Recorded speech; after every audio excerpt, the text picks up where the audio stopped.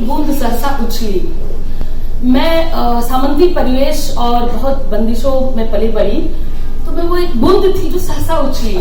मुझे नहीं पता था कि दिल्ली जो सिर्फ सपनों में थी, मेरे लिए दिल्ली बहुत दूर थी। मैं बहुत जमींदार बिहार से आती हूँ और सामंती परिवार से, जहाँ पराधीन सपने सुख नहीं की स्थिति थी।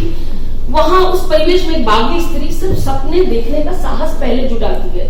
मेरा जो उपन्यास है जिस पर बात करेंगे उसमें स्वप्न ही दिखेगा, स्वप्न, साजिश और स्त्री मेरे जीवन के तीन मूल मंत्र हैं। मेरी आज भी कोई जब यात्रा पे जाता है तो मैं यही बोलती हूँ कि जो भी यात्रा पे जाता है, जो भी यात्री है, मेरी रूह उसके साथ जाती है। क्यों? कि मैं पर्यटक नहीं हूँ, मैं यात्री हूँ। और मैं यात्रा सिर्फ जगहों की नहीं करती हूँ, मैं काल की भी यात्रा करती हूँ। हम जब यात्री पर्यटक होते हैं तो सिर्फ हम जगह देखते हैं। जब हम यात्री होते हैं तो हम उस काल को देखते हैं। मैं काल देखना चाहती थी, उस काल को, इसीलिए मैंने अपने आप को एक यात्री में तब्दील किया।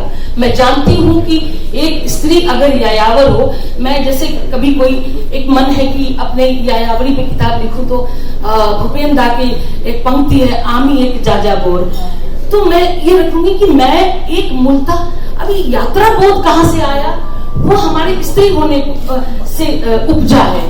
एक स्त्री ग्लोबल नागरिक होती है, वो यात्री होती है, उसका कोई घर नहीं होता है। मैं घूम के फिर वहीं पहुंचूंगी, लेकिन इसको सामाजिक परिप्रेक्ष्य में देखिएगा। इसको उस तरह से देखने की जरूरत नहीं है कि मैं स्त्री हूं इसलिए मैं ऐसा बोल रही हूँ। लेकिन बचपन से मुझे ये पता था कि मैं एक यात्री हूँ और ये मेरा स्टेशन है और इस स्टेशन से मुझे दूसरे स्टेशन जाना है। तो मेरी पूरी पढ़ाई लिखाई, सारी तैयारी दूसरे स्टेशन तक के लिए थी। जब मैं दूसरे स्टेशन जाती हूँ तो वो जगह भी छूटती है। तो विस्थापन यात्रा का मूल बिंदु है। यात्रा आपको विस्थापित करती है। यात्रा से इंसान बन के लौटता है, संवर के लौटता है। जब बातें यात्रा करती हैं तो बिगड़ के लौटती है। जब इंसान यात्रा करता है तो संवर के लौटता है। तो मैंने अपने आप को उस यात्रा में झोंका जहां से एक मुकम्मल गीताश्री बन के निकलती। देखिए, सभी विधाओं में दस्तक, प्रिंट, इलेक्ट्रॉनिक और वेब मीडिया में काम करने के साथ साथ आपकी कविताओं का संग्रह है, कविता जिनका हक, ये भी प्रकाशित हो चुका है। निबंधों का संग्रह है, स्त्री आकांक्षा के मानचित्र भी प्रकाशित हो चुका है। और आपने 2 महत्वपूर्ण पुस्तकों, नागपाश में स्त्री और 23 लेखिकाएं और राजेंद्र यादव का संपादन भी किया है। राजस्थान के बंधुआ मजदूरों के दर्द को शब्द देने के लिए राष्ट्रीय फीचर अवार्ड, औरत की अस्मिता पर लेखन के लिए न्यूज़पेपर एसोसिएशन अवार्ड और मातृश्री अवार्ड। जीवन और लेखन के अद्भुत अनुभवों से भरी आपकी इस झोली से कुछ मोती चुराने और आपसे बात करने के लिए आज हम सभी बहुत उत्सुक हैं। और आपका स्वागत है लखनऊ में। हम लोग सब ताली से स्वागत करें गीता जी का। आपको कैसा लग रहा है लखनऊ आकर? लखनऊ मेरा दूसरा घर है। घर में जैसा आकर लगता है वैसा लग रहा है। मैं बाद में बातचीत के दौरान बताऊंगी कि लखनऊ कैसे मेरा दूसरा घर है। चलिए, हम बहुत जानना चाहेंगे। वो बस इतना जानती है कि जिस दिन लिखना छूट गया तो सांसें तो चलेंगी, लेकिन जीना सहज नहीं रह जाएगा। कुछ शब्दों को सांसें देकर जैसे अपने लिए प्राण वायु एकत्र करती है ताकि इस दुनिया की धूप छांव के साथ कदमताल कर सके। ये पंक्तियां गीता जी एक ब्लॉग लिखती हैं और उस ब्लॉग में उन्होंने किसी और राइटर के लिए लिखी है। तो मेरा पहला सवाल ये है कि लेखन आपके लिए क्या है? सबसे पहले आप सबको नमस्कार। प्रभा कितान फाउंडेशन का बहुत बहुत धन्यवाद कि आप सबसे एक बतौर लेखक रूबरू होने का एक मौका, बातचीत करने का, मुझे आपसे अपने को आपके सामने खोल पाने का एक मौका दिया। कनक जी का, आपका सबका शुक्रिया। एक एक को मैं बाद में जान पाऊंगी। आप सबको मेरी तरफ से बहुत बहुत धन्यवाद यहाँ आए। और सबसे पहले तो मैं आश्चर्य में हूँ कि आपने कहाँ से मेरी सारी पंक्तियां ढूंढी। मुझे नहीं पता कि किस बेख्याली में, किस बेध्यानी में और किस बगैर होशो हवास के मैंने कहाँ क्या लिख दिया। क्योंकि मेरे लिए लिखना, कैसे लिखती हैं, क्यों लिखती हैं, मेरे लिए, मुझे नहीं पता दूसरे की रचना प्रक्रिया क्या है, लेकिन मेरे लिए लेखन एक मुक्ति है।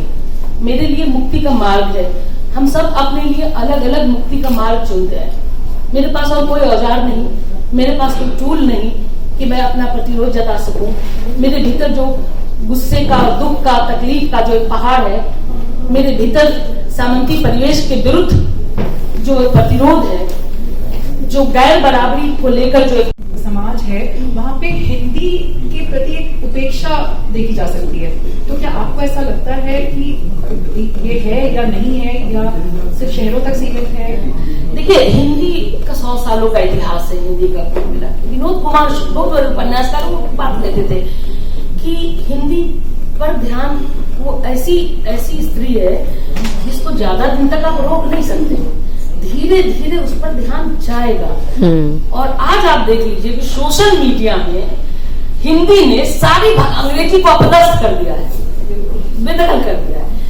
किस तेजी से सोशल मीडिया में, इस समय का सबसे पावरफुल मीडियम सोशल मीडिया है, जब वहां हिंदी रूल कर रही है, तो आपकी उपेक्षा से क्या है? नई पीढ़ी नहीं पढ़ना चाहती है हिंदी, वो अंग्रेजी पढ़ना चाहती है।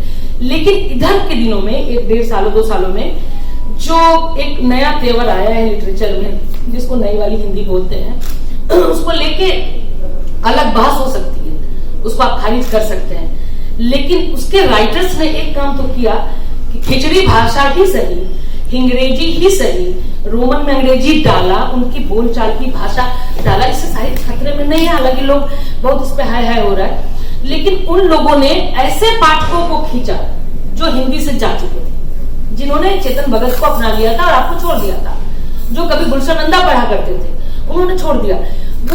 वो पाठक वापस आए, इंजीनियरिंग के, डॉक्टर, जितने दूसरे टेक्निकल मामलों के जो लोग पाठक थे, उन्होंने हिंदी पढ़नी शुरू की।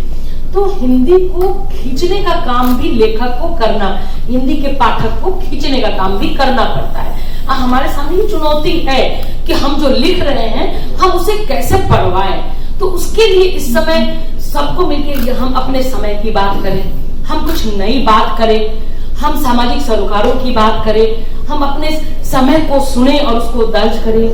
हमें ऐसा लेखन नहीं करना है जो इतना दुरूह हो जाए कि मणिकौल जी की फिल्म की तरह कि आप देखें या प्रोजेक्टर चलाने वाला देखे पूरा हॉल खाली हो जाए। ऐसा भी लेखन नहीं होना चाहिए। वो कला है, लेकिन वो कला आपको आर्ट गैलरी में रखनी है तो लिमिटेड लोग जाके घूम कर चले आएंगे। अगर उस आपको मास को पढ़ाना है तो फिर पॉपुलर फॉर्मेट की तरफ जाना पड़ेगा।